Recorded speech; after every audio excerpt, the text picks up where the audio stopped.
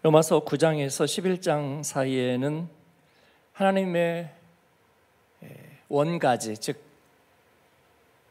아브라함의 후예들, 하나님이 바벨론에서 우상 섬기던 이들, 그들을 부르셔서 하나님의 길로, 하나님의 대안학교, 하나님의 대안백성으로 어떻게 부르셨는가. 그런데 그 하나님의 부르심 안에 들어오려면 무슨 엄청난 일을 해야 될까? 엄청난 일을 해야 할 필요는 없었습니다. 순종의 결단만 있으면 나머지는 다 준비되어 있습니다. 여러분이 엄청난 행사에 초대를 받으면, 우리 여기 청소년 아카데미에 초대받은 이들도 그렇지만 뭐가 필요하죠? 이 사진부터 보겠습니다. 제가 지금 전도지 가지고 가는 게 누군지 아세요? 권준영 전도사님 딸이고요. 저 딸이 제가 지금 몇 살이나 됐을까요? 한 너댓 살 돼 보이죠? 네, 제가 그 런던이 아니죠. 웨일즈의 청년 집회, 그때 제가 강사로 갔을 때 권주영 선생님이 찬양인도 했거든요. 네, 찬양인도를 본인도 이제 우연히 초대가 돼서 거기에 갔어요. 혼자 갔고, 원래 혼자니까 그 청년들이 제가 볼 때는 약간 어설펐어요. 준비 안 된, 그러니까 준비 안 됐다는 게 조직이 안 돼 있는 청년들을 가지고 찬양팀을 만들어서 찬양팀을 하는데, 권정 총회사님이 이제 가서 그 처음 만난 청년들하고 찬양 연습을 1시간 정도 하고 찬양을 쓰더라고요. 그리고 1시간 정도 찬양을 불렀어요. 1시간 혼자서 그 찬양팀하고. 그러니까 찬양팀보다는 거의 권정 선생님이 하는데, 제가 인상적이었던 것은 그 아들 둘이, 지금은 약간 사춘기 느낌인데 그때는 정말 어렸거든요. 그 아들 둘이, 아빠가 찬양인도 하는데 메인 강사도 아니고, 좀 놔둬보세요. 제가 넘기라면 넘기세요. 메인 강사도 아니고 아빠가 찬양 인도자잖아요. 근데 아들 둘이 1시간 동안 일어나서 찬양하더라고요. 아빠가 찬양했는데 정말 전심으로 찬양하고, 그 선교사님 사모님이 딸이 하나 있었거든요. 근데 안고 있다가 옆에다가 뉘어놓고 그 다음에 배가 만삭이었어요. 배가 이렇게 만삭인데 일어나서 1시간 동안 찬양하더라고요. 제 아내가 저기 있으니까 생생한 증인이고요. 믿기 어렵지만 찬양에 그렇게 진심인 가족, 진심인 가족. 그러니까 아들들이 그렇게 하는 것은요, 우리 이번에 가서 하니까 남들에게 이렇게 한번 보여줘야 돼, 그런 얘기를 했을까요? 그러지 않았을 거라고 저는 생각해요. 그 어린아이들이. 그리고 그래서 그 다음에 제가 그게 너무나, 사실 그 권주영 선교사님의 영성도 감동이 됐지만 그 어린 아들들과 그 만삭된 사모님과 그 일가족이 너무 경이로웠어요. 저는 경이로웠어요. 하나님은 그런 부분을 보고 캐스팅 하시는 것 같아요. 이번에 들은 말씀 중에서도 또 인용의 인용이죠. 스몰에는 올이 있다, 그런 이야기. 저도 평소에 자주 하는 이야기죠. 후진국은 스케일, 선진국은 디테일, 그런 거죠. 후진국은 크게 만들려고 하죠, 무조건. 선진국은 디테일이죠. 그래서 도로에 인도 가장자리, 그런 데 청소하죠. 그리고 디테일에다가 돈을 많이 들이고, 하나님은 아브라함을 캐스팅할 때 그런 거 딱 하나 보시겠죠. 예, 아주 작은 일에 순종하고 따를 수 있는가 그런 건데 그 가족이 그렇게 예배를 드리더라고요. 제가 우리 청소년 아카데미가 이제 열리면서 그분이 생각이 났고 첫 번째는 윌러브가 왔지만 유명한 그룹이 오는 것도 약간 셀럽 분위기가 있는 그런 팀이 오는 것도 좋은 거겠지만 그러나 하나님의 마음에 있는 사람들 벌써 지금 저희 2번 왔고요. 다음 8월에 또 제가 초대했어요. 근데 너무나 와서도 은혜가 있었죠. 권세가 있고 특히 그 권지영 선생님이 그때 웨일즈에서 할 때 기타 치면서 찬양 인도할 때 그 Is he worthy? 그 찬양이 저는 너무 마음에 와닿았어요. 그래서 저도 그 찬양을 찾아가지고 미국 그 가스펠 가수 누구죠? 그 사람이 부른 거. 제가 거의 외우다시피 찬양을 수도 없이 불렀던 기억이 납니다. 근데 오니까 그 아들들이 자랐더라고요. 쟤는 그때 아마 옆에 누워있던 갓난아기. 그런데 저렇게 컸는데 쟤도 노방전도 저렇게 하잖아요. 그 다음 사진 보여주세요. 이게 저 아들이야. 얘가 둘째, 아마 둘째 아들이고요. 그 다음 저게 형이 있죠, 형. 응? 옆에 뭐 이게 두들기고 있는 애. 제가 형인데요. 이렇게 온 가족이 그때 당시에 10년 그리고 한 주도 안 빼고 어떻게 한 주도 안 빼고 노방전도 할 수 있냐 그랬더니 목숨을 걸면 된다. 그 말이 맞은 것 같습니다. 그 다음 이제 뱃속에 있던 아기인가요? 뱃속에 있던 아기도 큰 것 같으네요. 큰 것 같고 전도하는 사모님이죠. 일가족 제도 아마 곧 서서 하게 되지 않을까 싶어요. 그 다음 끝이에요? 네, 고맙습니다.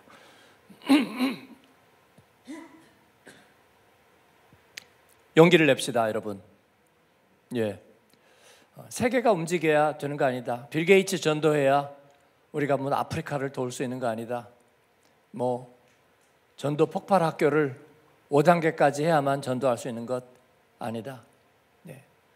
물론 우리가 유럽에 있는 청소년들에게 좋은 강사 또 좋은 그룹들 탁월한 간증자들 그래서 자존감을 높이고 또 하나님 앞에 그들이 얼마나 쓰임받을 수 있는지 얼마나 많은 잠재력을 가지고 있는지 복음 안에 어떤 능력이 있는지 알게 하고 싶지만 그러나 하나님의 쓰시는 그 부흥의 촉매제 폭발의 그 점은 아주 작은 데 있다. 그리고 아브라함의 그 시작은 예스에 있었습니다. 하나님의 예스. 그 작고 선명한 결단. 제가 우리 강사님들에게 어제 아침에 다시 부탁을 드렸어요. 좋은 말씀들 그리고 깨달음의 좋은 컨텐츠들 다 좋은데 그런데 마지막에 뇌관을 설치해달라 방아쇠를 설치해달라 결단의 예스를 받을 수 있게 해달라 제가 부탁을 드렸어요. 마지막 날이니까 당연히 결단이 있었지만 이를 떠나서도 매 순간마다 우리가 작은 예스가 오늘도 새벽이니까 그냥 왔다는 것에 만족하지 말고 하나님이 물으시는 네가 이렇게 하려느냐? 라는 질문이 있을 때 우리의 예스가 있을 때 우리는 저만침 나아가는 거예요. 오늘 말씀의 핵심은 그거예요. 하나님께서 아브라함을 부르셨을 때 아브라함에게 무슨 증거가 있었느냐, 무슨 공로가 있었느냐, 무슨 행위가 있었느냐, 무슨 자랑이 있었느냐 아무것도 없어요. 부모 집을 떠났다는 거 그거 그렇게 그의 마음속에 자랑일까? 아니면 서러움일까? 아니요. 하나님은 그의 마음 안에 있는 예스를 보시는 거예요. 그리고 그의 마음 안에 있는 그 예스에 합당한 열매를 그의 인생 동안 하나님은 다 준비하고 계시는 거예요. 준비는 하나님이 하시고 우리는 그 초대의 예스라고만 말하는 거예요. 그리고 상 차리는데 너 이것 좀 여기서 여기까지 갖다 줄래? 그럴 때 예스 할 때 모르겠어요. 저는요 어떻게 해야 할지 모르겠어요. 거기에 대해서는 이 손으로 밀려나는 거예요. 부르심을 받았으나, 두 사람이 부름을 받았으나 다 초대에 응한 게 아니고요, 10명이 치유함을 받았는데 다 하나님 앞에 쓰임받고 간증이 된 것이 아니고요, 돌아와서 예수님 앞에 엎드려서 감사했던 한 명만이 간증이 되는 거고요, 나머지 9명은 나가리 되는 거예요. 그냥 은혜를 받고 쏟고 지나가 버린 거예요. 우리가 청소년 아카데미, 또 이제 청년 플러스, 다음 주에는 실업인의 잔치, CBMC 2주 동안 계속해서 이어지고 많은 분들이 헌신하는데, 어쩌면 그렇게 열심히 또 일을 잘 할 수 있을까 그렇게 얘기하지만, 디아스포라에서 이것은 불안한 일이에요. 이런 일들이 계속되면 마음 상하는 일이 많아지고 또 피곤하고 지치고 여러 가지 어려운 일들이. 근데 저는 하나도 걱정하지 않는다. 누가 또 힘들을까? 누가 또 알아주지 못해서 마음이 상해 있을까? 그런 거 걱정하지 않습니다. 왜냐하면 이것은 하나님의 부르심이기 때문입니다.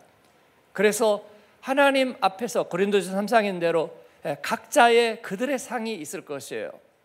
그리고 그들은 하나님 앞에 작은 예스를 드린 것입니다. 어제 섬겼는데 오늘은 좀 쉴까? 아니면 오늘 가서 해야 될까? 거기에는 다른 좌고 우면이 없고요, 그냥 하나님 앞에 나의 순종의 예스가 있느냐, 그 사람은 그날 쓰임 받는 거고요, 그렇지 않은 사람은 쉬어가는 거예요. 하나님은 우리에게 매번의 그런 오퍼를 하십니다. 저 사람 교회 1등 신자고 저 사람 없이는 안 되던 일인데, 그런 건 없습니다. 하나님께서는 초대받은 이들이 아무도 응하지 않았어요. 그러니까 예수님 말씀에 길거리에 다니면서 길거리 캐스팅해라, 아무나 데려다가 잔치 자리를 채워라. 잔치의 내용은 똑같이 최고로 준비되어 있습니다. 응하지 못한 이들은 참여하지 못할 것이고, 응한 이들은 상을 받을 것입니다. 한국에서, 미국에서 최고의 강사가 왔기 때문에 하나님은 우리에게 은혜 주시는 것이 아니에요. 목이 마르면 H2O만 있으면 됩니다. 물만 있으면 충족되는 거지, 최고의 육각수의 물, 최고의 물이란 없어요. 하나님의 물은. 배고프고 목마르면 어떤 말씀이든지 생명수가 되는 거예요. 우리 청소년 아카데미에 참여한 우리, 잠도 얼마 못 잤을 텐데 이렇게 나와 있어 너무 예쁘죠? 자신들의 교회로 가면 다시 눈동자가 희미해지고 그러지 마세요. 물론 우리 교회에 있는 청소년들도 1년에 초점이 2번에 맞춰져 있다, 그 부모한테 그런 얘기를 들었어요. 그러나 물론 그때가 정점이 될 수는 있겠어요. 청소년 아카데미 정말 좋은 시간들. 어제 이다솔 목사님이 성경을 읽는데, 같이 읽는데 작은 소리로 읽으니까 이러면 청소년 아카데미 다시 시작해야 되겠네 그랬더니 다들 우와 그러더라고. 그러니까 말 잘못했어 다시 시작하는 거야.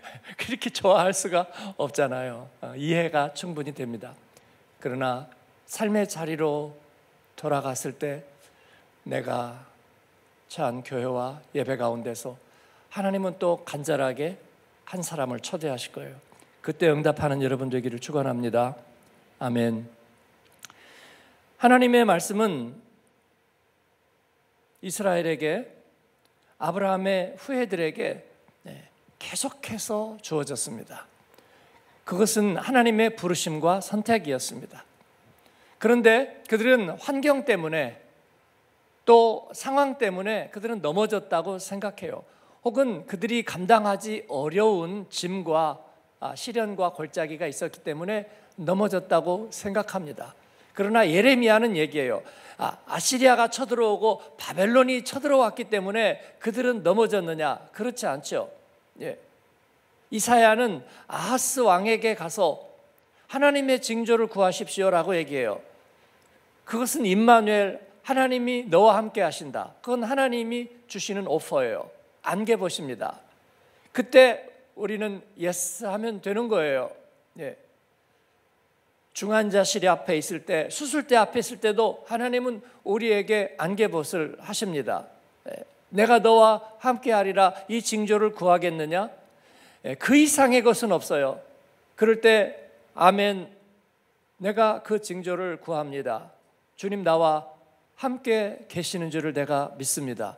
그것으로 충분한 거예요. 아브라함에게 하나님은 그것 하나를 의로 여기셨어요. 그리고 하나님의 의를 그에게 선물했습니다. 그 말은 무엇이냐면 이제 하나님 편에서는 놓지 않는다는 거예요. 하나님 편에서 구원은 포기되지 않는다는 거예요. 그건 우리가 무슨 짓을 해도 구원받는다 그런 의미가 아니고, 하나님 편에서 하나님의 열심은 그를 놓지 않고 매번마다 물어볼 거예요. 매번마다 네가 나를 사랑하지? 사랑하지? 사랑하지? 안 사랑해요? 그러면 소용없어요, 여러분. 그러나 하나님이 늘 그렇게 물어보실 때 눈물과 감격으로 대답할 거예요. 주께서 하시나이다, 주께서 하시나이다, 주께서 하시나이다 대답할 수밖에 없는 거예요. 가룟 유다와 베드로의 차이는 뭘까요? 가룟 유다는 그 주님께 예스 예스 예스 한 경험이 별로 없어요. 그러나 베드로는 사람들이 나를 누구라 하느냐 물어볼 때 뭐 여기저기서 얘기하죠. 그럴 때 그러면 너희는 나를 누구라 하느냐? 뭘 누구라 해요? 선생님이지. 그럴 때 베드로가, 가방끈 길지 않은 베드로가 얘기하는 거예요. 주는 그리스도시요 살아계신 하나님의 아들입니다. 야, 못 배우고 무식한 베드로가 이렇게 멋진 얘기를 어떻게 했을까? 예수님이 해석해 주죠. 네가 한 말 아니다. 그 얘기는 뭐냐면 베드로가 예수님을 볼 때마다 자기의 장모님의 열병을 고쳐주고, 그리고 수많은 사람들에게 복음을 전하고 병자들을 낫게 할 때마다 베드로는 그 순간순간을 같이 하면서 그 모습을 가슴에 새기고 가슴에 새기고 가슴에 새기고, 그때마다 하나님께서는 그의 마음속에 그런 선물을 주신 거죠. 그래서 주님이 물어보실 때 딱 놓치지 않고 대답한 거예요. 옛날에 돌아가신 하영주 목사님이 그렇게 얘기했어요. 그 교회에, 온누리교회가 하나만이 아니라 뭐 양재, 서빙고, 옛날에는 부천, 수원, 그리고 남양주, 요즘은 또 어디 있죠? 뭐 여러 군데 있잖아요. 그러니까 다 긁어 모으면 거기에 목사님들이 한 150명이 되는 거예요. 근데 목사님들이 오면 이제 캐스팅을 해야 되잖아요. 하영조 목사님은 항상 그런 거예요. 어느 자리에서든지 뭐 회의를 하든지 예배를 하든지 지나가면서 살짝 하나 물어보는데 거기에 대답하는 거 보면 안 되는 거예요. 그러면 거기에서 캐스팅이 되면요, 150명 교역자 중에서 메인 예배에 설교자로 쓰는 사람은 5명밖에 안 돼요. 다른 분들은 그냥 다 부분 사역만 하는 거예요. 그 중에서 5명 설교자 중에 들어가는, 캐스팅에 들어가는 거는 하영조 목사님이 지나가다가 한마디씩 툭툭 물어보는 것에 준비된 대답을 하는 사람이에요. 준비된 대답을. 그 준비된 대답은 사실은 저절로 되는 게 아니고 그 순간만 벼르고 있는 사람이 되는 것은 아니고, 평소에 하나님이 작게 그들에게 사인을 주시고 초대하실 때 응답하는 사람이에요. 그리고 그때마다 하나님의 사인을 구하는 사람들. 베드로는 그런 사람이었을 거다. 그렇습니다. 그래서 예수님이 물어보셨을 때도 자기도 모르게 툭 나온 거예요. 꽃망울이 터지듯이, 안개 사이로 햇살이 툭 튀어나오듯이 그의 마음속에 툭 튀어나온 거예요. 저와 여러분에게 그와 같은 준비됨이 있기를 바랍니다. 아멘. 그럴 때 주님은 그것을 놓치지 않고 마음속에 기억하는 거예요. 아, 그렇습니다. 뭐 저는 아무것도 아닙니다만은, 그러나 우리가 청소년 아카데미에 뭐 윌러브나 한국에서 유명한 그룹을 매번 데려올 수는 없잖아요. 뭐 자기들도 바쁘고 뭐 늘 그렇고. 그럴 때 제가 권준영 선교사님 생각한 것은 바로 그 장면이었어요. 그때 청년들이 집회인데요, 미안하지만 많이 모이지 않았어요. 그리고 모인 청년들이 또 미안하지만 그렇게 성의가 많지 않았어요. 예. 앞에 찬양 인도하는 사람들도 그들이 보기에는 듣보잡이야. 뭐 잡까지 얘기한 거 그렇고 어쨌든 듣지도 보지도 못한 사람일 뿐이야. 그러니까 별로 심드렁하더라고요. 그런데도 이분은 1시간을 찬양하는데 정말 1000명이 있는 것처럼 열정적으로 찬양해. 그런데 거기 있는 사람들이 못 알아보더라고요. 여기 있는 분들도 아마 그럴 거야. 네? 그죠? 제이어스 오니까 막 와 하고 막 처음에 드럼만 두두두둑 시작해도 와, 키보드만 쫙 깔아도 와. 그런데 보니까 생전 모르는 사람이요. 그러면 전부 다 심드렁할 거예요. 근데 그런 가운데서도 열정적으로 찬양하는 모습이 저에게 경이로웠고, 또 그 가족이 하는 모습이 경이로웠어요. 그래서 마음속에 새겨두는 거예요. 저 같은 사람도 그 모습을 보면 마음속에 새겨두죠. 그런데 예수님 같으면 어떻게 하실까? 저는 그런 생각이 드는 거예요. 예수님은 의리가 쩌는 분이에요. 그래서 그런 장면을 보면 잊지를 못하고, 그리고 버릴 수가 없어요. 베드로의 고백을 예수님께서는 버리지 못했어요. 그가 완전하지 못하잖아요. 그리고 바로 그 다음 장면에서 베드로에게 사단아 물러가라, 예수님이 책망하기도 하시지만, 그럼에도 불구하고 그에게 어떤 미성숙이 있어도 그의 마음에 있는 예스는 주님은 놓지를 않으세요. 그래서 저는 결단이 중요하다고 보는 거고요. 베드로가 시험 들을 때에 예수님을 부인하는 그와 같은 정말 불순종의 기로에 서 있을 때도 주님의 마음속에 있는 것은 베드로의 그 고백입니다. 내가 너의 그 고백 위에 나의 교회를 세우리라. 여러분을, 그리고 저를 하나님께서 여기까지 인도하신, 그동안에도 우리가 하나님 앞에 넘어질 뻔했던 수많은 일들이 있지만 주님께서 사용하시고 주님께서 붙잡아 주시는 것은 뭐 우리가 대단해서 결코 그렇지 아니하고요, 사람이 없어서 결코 그렇지 않고요, 하나님 앞에 드렸던 우리의 고백과 예스를 주님은 잊지 않고 새겨놓으시기 때문인 줄로 믿습니다. 아멘. 그래서 7절에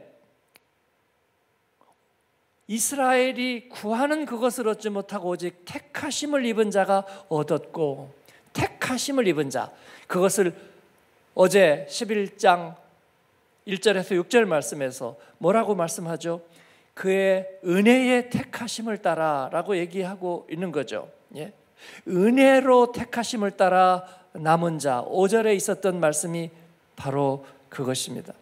은혜로 택하심을 입은 자, 그건 뭐냐면 내가 다 준비해가지고 하나님 이렇게 하면 될까요? 라고 얘기하지 않고 그러기 전에 미리 예스, 하나님 앞에.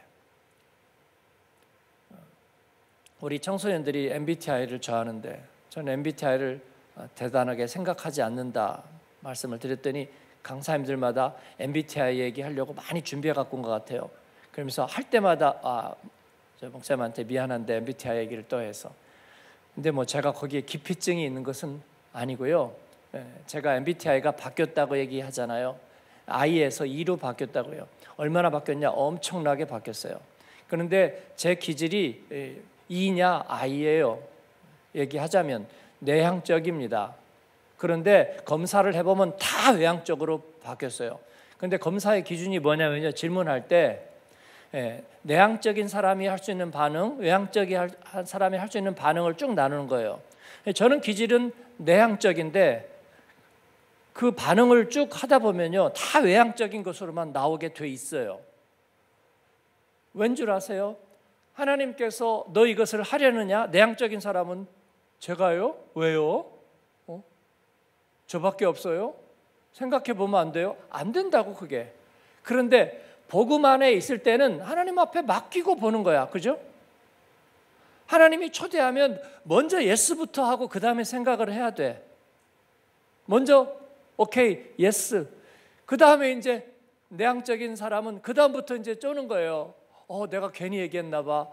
그럼 무슨 일이 올까? 나만 했나? 남은 없나? 못하면 어떻게 되지? 근데 그 다음에 생각하는 거예요. 근데 복음 안 했기 때문에 지르고 보는 거야. 까있고. 그래서 예스. 근데 그런 게 습관이 되다 보니까 너 자원할래? 오케이, 자원. 아무도 모르는 일인데도 그래도 하나님만 보시면 되니까 그렇게 하다 보니까 제가 모든 게 외향적으로 드러나요. 근데 속으로는 내향적이야. 새가슴이야. 그런데 결과로는 외향적이에요. 이것이 저는 복음적인 인간이라고 보는 거예요. 아브라함은 그런 사람이에요. 그가 갈대아 우르를 떠나고 부모 아비 친척집을 떠난 것은 말씀의 압도함에 그는 예스를 드렸기 때문이에요. 정말 만에 하나 양보해서 그는 어쩌다 보니까 뒷걸음질 치다가 예스했을 수도 있어요. 노가 잘못 입에서 나와서 예스할 수도 있어요. 그런데 하나님은 모든 걸 다 준비시켜 놓은 거예요. 그의 예스에 합당한 모든 일을 다 준비시켜 놓았어요. 그리고 그를 의로 여기고 그를 믿음의 조상으로 여겼어요. 그렇습니다. 오늘 아침에도 드리는 여러분의 예스는 주님이 기억하실 줄로 믿습니다. 기억하실 줄로 믿어요. 병을 투병하면서도 봉사의 자리에 와 있는 사람은 저 사람은 저거 옹고집일까? 오기일까? 아니면 순정일까? 그러나 하나님께서 그걸 마음에 담아두시는 거라고 저는 생각해요. 기억해 주시는 거라고 생각합니다. 과부의 엽전 두 푼을 예수님이 인용하신 이유는 무엇일까요? 예수님도 보다가 그게 이상하게 보이지 않았을까요? 모든 걸 가진 부자 청년이 근심하고 떠나가는 것도 혀를 찰만한 일이지만 과부의 엽전 두 잎이 하나님 앞에 헌금으로 드리는 것도 이 세상에 아무 일에도 영향을 못 미칠 그 작은 행위를 주님께서는 보고 기억하고 계시는 것입니다. 이스라엘은 그렇게 부르심을 입었습니다. 그 대신에 그 남은 자들도 또 기회가 있을까요? 아니요. 남은 자들은 우둔하여졌다. 하나님의 기회는요, 매번 아무에게나 오는 것은 아닙니다. 매번 아무에게나 오는 것은 아니에요. 그래서 그 기회를 놓치면 안 되는 거예요. 8절에 보니까 오늘까지 그들에게 혼미한 심령과 보지 못할 눈과 듣지 못할 귀를 주셨다함과 같으니라. 기회를 한 번 놓치면 그 다음 기회가 잘 오지 않아요. 그리고 그 다음 기회는 더 오지 않아요. 그래서 예배에서 멀어지면 그 다음에는요 점점 멀어져서 혼미해지는 거예요. 그래서 우리는 깨어 있어야 합니다. 다윗이 이르되 그들의 밥상이 올무와 덫과 거치는 것과 보응이 되게 하시옵고 그들의 눈은 흐려보지 못하고 그들의 등은 항상 굽게 하옵소서 하였느니라. 시편에 있는 말씀을 인용하고 있죠. 또 이사야에 있는 말씀이 여기에 등장하면서 이 바울 사도는 이 부르심의 옛 이야기를 기억하면서 이것이냐 저것이냐 그것이 문제로다. 하나님 앞에 순종의 예스를 하는가? 찬양을 할 때 머리 박수 이렇게 하면 이렇게 하다가 그 다음에 또 빠른 템포로 할 때 빠른 템포로 하다 계속 이렇게 하면 또 창피해요. 왜냐하면 리듬이 바뀌기 때문에 정신 바짝 차려야 돼요. 그 다음에 또 뭐 이렇게 하다가 애들 찬양 이렇게 하면 너무 보니까 재밌어요. 재밌긴 한데 그렇게 떼거지로 할 때는요 너무 쉬워요. 그런데 아무도 하지 않는 곳에 가서 할 때는요 다시 눈치가 보이는 거예요. 손을 들까 말까, 여기까지 들까 여기까지 들까 그런 거죠. 기회가 늘 찾아오는 것은 아닙니다. 그러나 그때마다 하나님 앞에 반응하는 일을 하나님께서는 눈여겨 보실 거예요. 그리고 그러지 못하면 눈이 다시 흐려질 거예요. 등은 다시 굽어질 거예요. 그들의 밥상이 올무와 덫과 거치는 것과 보응이 될 거예요. 그러나 비밀은 또 하나, 반전은 또 하나 있습니다. 그러면 하나님의 안개봇을 오퍼를 받고 거기에 불순종하고 기회를 놓치고 미안합니다, 저는 할 수 없습니다, 농가 밭에 할 일이 많고 시집가고 장가가고 해야 될 일이 많아서 저는 할 수 없어요 라고 얘기한 그들 때문에 하나님의 일이 망하게 되었느냐? 그런 것 같지 않다, 바울 사도는. 왜냐하면 이 사람이 노우 하니까 기회가 그 사람보다 못한 사람에게 넘어갔는데 그런 사람이 너무 많아.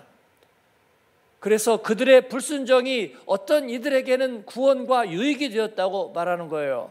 불순종이 유익이 되었다면, 그들이 순종했다면 얼마나 더 큰 유익이 있겠느냐라고 얘기하는 거예요. 유대인들이 예수님을 영접하지 않았지만, 배척했지만, 그러나 예수님의 12제자는 누구였는가? 유대인이었다는 거예요. 5,000명이 광야에서 먹었는데 그 사람 누구들이었는가? 유대인이었다는 거예요. 사내들인 유대인의 공의회는 예수님을 십자가에 못 박았지만, 그러나 그 예수님에게 구원받은 이스라엘의 이른 양들, 그들은 누구였느냐? 유대인들이었다는 거예요. 마가의 다락방에 성령 받은 120명은 누구였느냐? 유대인이었다는 거예요. 베드로가 설교할 때 3,000명이 회개하며 형제 우리가 어찌할꼬, 성령을 받고 그 성령의 론칭 사건을 통해서 온 열방으로 빗살처럼 뻗어나간 사람들은 누구였느냐? 유대인이었다는 거예요. 그렇습니다. 하나님의 부르심은 헛된 것 같지 않도다. 헛된 것 같지 않도다. 네. 디아스포라 교회를 하나님 사랑하십니다. 우리를 사랑하시고 우리의 예스를 사랑하십니다. 아멘을 사랑하십니다. 우리의 마음의 결단을 사랑하십니다. 그리고 우리를 다시 아브라함을 만들 것입니다. 그리고 오순절에 다락방을 만들 것이고, 그리고 수년 내에 부흥케 함을 주실 것입니다. 저 사람은 비저널이다, 머릿속에 많이 들어있다, 천만에요. 비전은 하나님이 갖고 계시고 우리의 작은 순종만이 필요로 하십니다. 주방에서 앞치마를 두르는 것, 하나님은 그 순종을 사용하십니다. 예, 제가 차량 픽업할 수 있어요. 그거 하나를 하나님께서는 사용하십니다. 코로나가 전성기였을 때 우리가 유럽의 목사님들 대상으로 제자훈련 세미나를 했습니다. 50개 교회를 초대했는데 코로나니까 안 오시면 어떡할까? 20명 미만이면 캔슬하자. 제가 마음에 그렇게 생각했어요. 제 마음에 원래가 내향적인 거예요. 그래서 이렇게 스케일이 작아. 그지만 예스는 던졌어요. 주사위는 던져졌어요. 그랬더니 50개 교회 초대했는데 딱 50명이 오셨어요. 제가 이제 기차로 오시는 분, 공항에서 오시는 분들 있잖아요. 코로나니까 차 한 대에 한 명씩 픽업하자. 그러니까 차 50대 동원돼야 됐잖아요. 그리고 마스크하고 앞에 이것도 씌우고, 그 다음에 식사할 때도 칸막이에 다 하나하나 다 쳐가지고 우리가 준비했어요. 또 의사, 간호사, 약사, 우리 성도님들, 시사님, 권사님 다 대기하고 있었고, 그러니까 50대가 공항 갔다 와야 되는데 근무 중이고 평일이잖아요. 우리 성도들이 월차, 반차 다 되고 했어요. 우리 현대자동차 CFO 하던 집사님 주재원이었는데 법인장에게 가서 월차 내면서 얘기했대요. 월요일이고 바쁘고 CFO가 어딜 가? 그러니까 우리 교회 행사 있는데 저 공항 픽업 가야 돼요 라고 얘기했대요. 그 양반이 너무 고지식해요. 그냥 몸이 좀 안 좋아요 하고 둘러댈 수도 있었는데, 저 목사님들 교회 잔치인데 목사님 픽업하러 공항 가야 돼요. 그랬더니 그 법인장님이 입이 떨어져서 다물어지지 않더래요. 제정신이야 지금? 키딩. 그런데 저는 그게 지금까지 생각나요. 하나님의 마음에 그의 순종이 기억날 거예요, 여러분. 그리고 그의 인생의 어려운 순간순간마다 하나님은 그 순간을 잊지 않고 기억하면서 그에게 응답하실 거라고 믿습니다. 여러분에게 그런 순종이 있게 되기를 바랍니다. 그러나 순종하지 않는다면요, 기회는 다른 데로 넘어가는 거예요. 다른 데로 기어가는. 하나님은 나만 바라보고 있지 않다. 내가 이번에 집안에 들어앉아 있을 거야. 온 교회가 아쉬울걸? 아쉽죠, 사실은요. 그러나 기회는 지나갑니다. 그러므로 기회를 놓치지 마십시오. 그들의 넘어짐으로 구원이 이방인에게 넘어갔습니다. 그리고 이스라엘을 식인하게 하려 하셨다, 하나님께서는 얘기하고 있습니다. 12절을 읽고 기도하겠습니다. 그들의 넘어짐이 세상의 풍성함이 되며 그들의 실패가 이방인의 풍성함이 되거든 하물며 그들의 충만함이리요. 아멘. 로마서 9장은 아브라함의 자녀가 다 아브라함의 자녀가 아니다. 아브라함의 씨가 다 아브라함의 씨가 아니다. 두 사람이 맷돌 갈다가 한 사람은 들림을 당하고 한 사람은 버림을 당할 것이다. 그걸 두고 목사님이 자꾸 매운맛 설교를 한다고 교회 낭인이 되지 마라. 그러면 버림받는다. 그래도 우리가 찾아야 되지 않을까요? 기다려야 되지 않을까요? 그래도 권면해야 되지 않을까요? 아니요. 제 얘기가 아니라 하나님의 말씀이라고 이 양반들아. 내가 너 하는데도 70번에 7번이라도 하나님이 옹야 하지 않는다고. 이것은 제 얘기가 아니라 복음의 말씀이라고. 그렇습니다. 유대인들이 예수님을 십자가에 못 박고 그 피를 우리와 우리 자손에게 돌리라. 이것은 가짜가 아니라고. 하나님의 귀에 들린 대로 행하신다고. 이게 저 개인의 매운맛 설교가 아니고 하나님의 경고예요. 이를 잊지 않는 저와 여러분 되기를 바랍니다. 그러나 10장에서 하나님은 또다시 그 잃어버린 자들을 향해서 정의를 팔을 벌려 기다리고 있는 하나님도 맞다고요. 맞다고. 그 얘기는 불순종도 옹야 하는 게 아니고 불순종의 대가가 있음에도 불구하고 하나님은 정일토록 두 팔을 벌려 기다리고 있다고. 그러지 않았으면 저와 여러분이 어떻게 두 번째 은혜를 경험하고 다시 하나님 앞에 돌아와 설 수 있었겠느냐고. 그것이 우리의 열심이냐고, 아니면 만군의 하나님의 열심이냐고, 만군의 하나님의 열심이 아니냐고. 그런 것입니다.